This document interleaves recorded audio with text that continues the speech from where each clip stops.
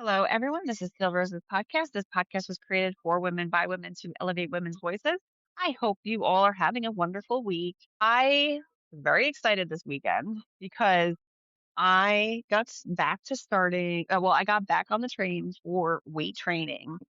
I think I've talked with you guys a few times here and there about wanting to get back in the saddle, feeling like I needed to start working out again. And of course, the biggest motivating factor for me is when the weather starts to get mildly nice and I immediately think about how I would love to wear something sleeveless, but God bless my mother, I have inherited her elbows, which I'm going to be perfectly honest with you, come with a lot of flapping. Can't blame it all on her because it's not like I've been trying to get rid of the flaps, but they are there. They're present, and I would love for them not to be as present. So, in Vanity, to be perfectly honest with you, I started weight training this weekend. Now, the sad truth, and I'm going to say this to you guys here, is that it has been so long since I have done any weight training. My husband took it really easy on me, did a really light set of exercises with me. And I'm talking like literally like maybe 20 minutes of that of like weight training. I woke up at 3:30 in the morning ready to cry. My triceps were hurting so badly that I was like, something must have gone wrong. I must have done something wrong. I must have pulled something. No, I didn't. I was just out of shape. I'm just out of shape. So it's sad because I do think back. There was a period of time before we moved to South Jersey where our schedule allowed for me to work out every single morning. So what did that mean for me? The kids were all little, so they were getting up at 5 a.m. God bless them. And I took advantage of that. I actually am a morning person. I like getting up early. And so then getting up kind of just forced me to get up with them. And I like it. I actually like being up early. But that's, has since stopped. But anyway, so I'm in North Jersey. We're getting them up early and we're dropping them off at daycare at about 7 a.m. That means I had 2 solid hours before I had to start work to actually work out. My husband and I used to go to the gym every morning for about an hour. So from 7 to 8 o'clock or 8:30 or so, we would work out and then I would go home and start my day, start my work. I was working from home at that point too. So I was able to really have that really great flexibility. That went on for about a year or so. Now, I never in that year, this was also the year that I started really focusing a lot on my health, my weight management. When I had the twins in 2017, I am embarrassed to admit I was tipping the scales at about, and I don't even think I've actually said this out loud ever, but I was tipping the scales at about 380 pounds. That was right before they were born. The day that they were born, they weighed me, and the doctor came in and said, "And you weigh about 300." I think it was about 380 pounds, and I was like stunned because I had actually been hiding from the scale for quite some time because I knew it was very bad. My husband's jaw nearly hit the floor because he knew it was bad, but he didn't know it was that bad. And yes, I understand I was pregnant and blah, blah, blah, but it doesn't matter. The weight got out of control with my second pregnancy. So I have my twins, but again, I only lost maybe about 40 pounds with the birth. So I was still stuck with all this weight, feeling awful, going through postpartum depression. The combination of factors was just horrifying. And being that overweight, I'm going to be perfectly honest with you, was one of the most difficult things to go through. I was getting to a certain point. I had gotten to a point where I didn't even want to leave the house anymore. And I was embarrassed to go outside. Now, I know some of you may be sitting here shaking your head saying, I should have been proud of myself. My body carried babies and I should have been okay, or I should have, big is beautiful. Like there's a lot of schools of thought there. And I do know I've had my own personal struggles and demons with eating disorders. And so my weight management has always been kind of all over the place. And it's always been a sensitive subject for me. So my mental health was really suffering at that point. Now, this is when, again, I started paying better attention to my body. I started actually sleeping for the most part, somewhat. I started getting better sleep a little bit, but the working out and being mindful of the food I was putting in my body were the two combination of factors that really pushed me to losing 150 pounds. Now, since then, I've gained and lost about 10 pounds or so. So I've been in the low 200s for quite some time now. I'm 5'8", so not awful, but again, not exactly where I want to be. Now, the biggest factor here, Again, vanity is a factor for me. I'm not going to lie. And I'm not going to sit here and tell you, no, no, no, it's only for health. No, no, no, it's for vanity too. I want to look awesome. I want to hit, I'm 42 this year. I want to hit my 50s in like the best shape of my life. This is how I've been thinking about myself. So with that though, what does that mean exactly? Well, all right, I'm openly admitting I'm out of shape at this point in terms of muscle mass and being able to really sustain myself, right? Um, that's a pretty big factor, not just for looks, but also for my health in general. In your 40s and actually in your 30s, women start to lose muscle mass and bone density, guaranteed. It just starts to happen. Something you don't even see, but it is something that happens. And it's something that's part of the reason why it freaked me out so much that I was lifting these little baby, these little light weights and doing this light workout and had this really sincere struggle with my muscles and being so sore. And that says to me, Jenny, your body is starting to slip. You are starting to lose muscle mass and you're not paying attention to it. You need to really get your butt in gear here. Now, I'm flagging this all of you because us maintaining our muscle mass, this is what's actually going to carry us at like into our 50s, 60s, 70s, and have us in better shape. There's women out there, and you can't sit there and say, well, I'm not, I haven't started. I don't do anything. I'm too old for this. Like, it's not going to happen for me. I'm just going to lift weights here and there, but it does nothing for me. You have to be mindful here. And this is the part that really freaked me out again is my children are going to have kids when I'm in my 50s or so, right? 50s and 60s. I want to be able to run around with my grandchildren. I want to be able to take care of them. I want to be an active part of their lives. I don't want to just be sitting on the couch and just kind of like unengaged and unable to do things with them. I want to have a future here.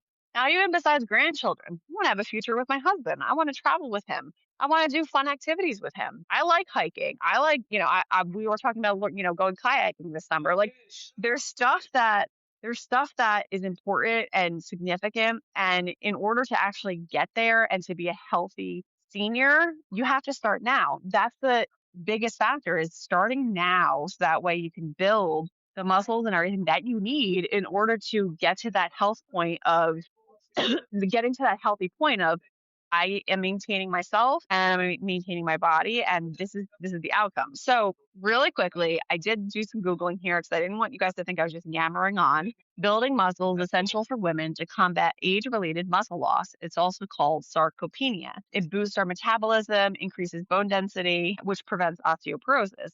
It improves cardiovascular health, enhances functional strength for daily activities, aids in weight management, boosts mental health through increased confidence, and reduced anxiety.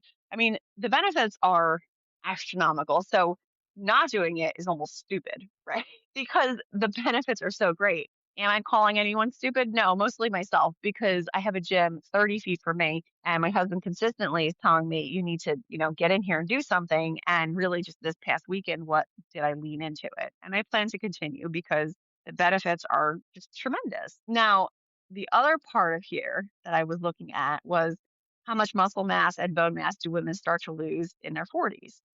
So women in their 40s begin to lose muscle mass at a rate of roughly 3 to 8% per decade. So it's about a half to 1% annually. Simultaneously, bone density begins to decrease as the remodeling process slows, accelerating significantly, up to 20% of loss in the initial 5 years following menopause. This is a big deal. So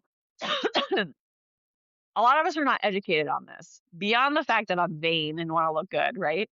There are these other factors. Now, I've complained a lot about perimenopause over the past couple years on this podcast, but it is something that's pretty significant. It is something that's important to pay attention to because once you do start to go into menopause, like for real into menopause, you do start to rapidly lose bone mass or bone density. And what does that say for us? I mean, that means that should anything happen to you, you're not going to heal the same way. You are going to have a lot of pain. And it's not going to be something that you're able to live your life the way you want to live your life because of this. So the preventative measures are incredibly important for you to even just be able to survive and really thrive into your 50s and 60s. Like this is a big deal. Now, one of the other pieces that I did look up here too was, well, what are the supplements that you can take to help increase your muscle mass or just to help with your bone density? For women in their 40s aiming to build muscle, the most effective supplements are creatine monohydrate for strength and muscle volume, whey or plant protein to combat anabolic resistance, and vitamin D with magnesium to support bone density and muscle function. I actually take vitamin D. I do take magnesium supplements. I take fish oil supplements as well. It's good for your heart health. If you have high cholesterol, you cannot take fish oil because you're going to give yourself higher cholesterol. I don't happen to have high cholesterol. That's why I take it. But it's good for your heart health. It's good for your joints. Like there's like a whole, it's good for your brain. Like, omegas is massive, right? Fish oil is massive.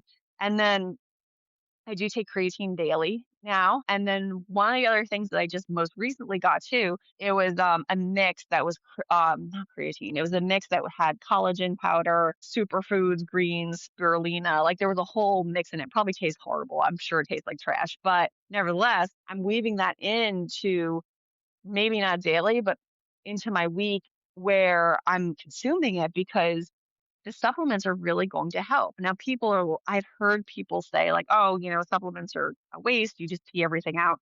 You are going to pee a lot of it out. You absolutely are. You're absolutely right. You are going to pee some of it out, but some of it's not going to get peed out. Some of it's going to stick. And that's the part that's going to be most important to you. So, doing all these things as early as you can afford to do them is critical. Now, I had an aunt actually had said to me at some point because she was a really avid vitamin taker and really into like holistic health and healing. And she had said at one point, if she had started taking the vitamins that she took in her, 40s, 50s, and 60s, if she had started taking them when she was in her 20s, probably would have been in a tremendous, in a much better spot.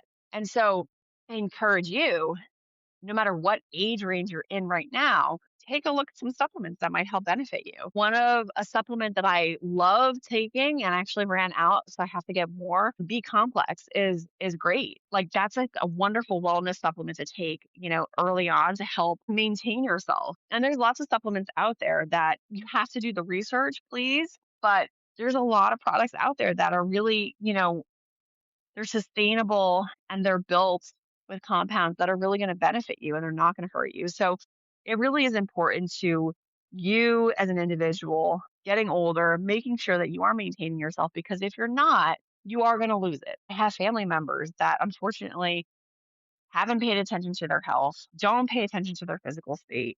And yes, they're living their lives, but they're not truly living their lives because there's physical ailments that are pulling them back. And it is my goal to be able to surpass these ailments. And it's my goal to be able to make sure that I can thrive when I get older and that I can go on vacations and go hiking and kayaking and do all these great activities because you spend your whole life working, you want to be able to thrive at some point. And that's really the goal here, right? Is making sure that we are entering our 40s, 50s, 60s, 70s, thriving and living our best lives. So I wanted to just run that through all of you, even if it's something small and you're just starting with honestly just body weight exercises. You could literally just look up body weight exercises. You don't need machines because if you're using the force of your own body weight and you're just trying to lift yourself up or do planks or push-ups or whatever, that's really that is it. Like you can just start there. You don't need to join a gym. You could do stuff at home.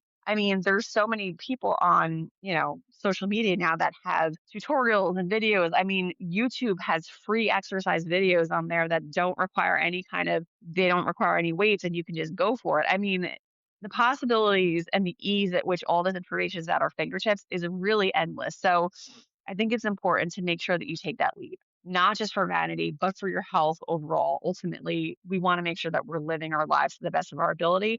Taking care of our bodies is really the best step you could possibly take. Let's see how I feel at the end of the week with maintaining workouts during the week. Workouts during the week is usually where I slip up because I have the combination of my job during the day and then having to do all my other things in between hours. That's my biggest challenge. That's always my challenge is Monday through Friday, just not having, in my opinion, the time that I need to be able to focus on something purely for myself. So let's see how I do this week. I'm hoping for the best and we'll take it from there. Thank you all again for being here with me today. I encourage you guys to do research, look things up, see if you can find something that will help you, even if something small you can do for yourself at home. Just get started. The hardest step is the first step, and then it gets easier from there. Again, thank you for being with me. I hope you found found this episode informative. I appreciate all of you so much, and I will catch you on the next one. Take care.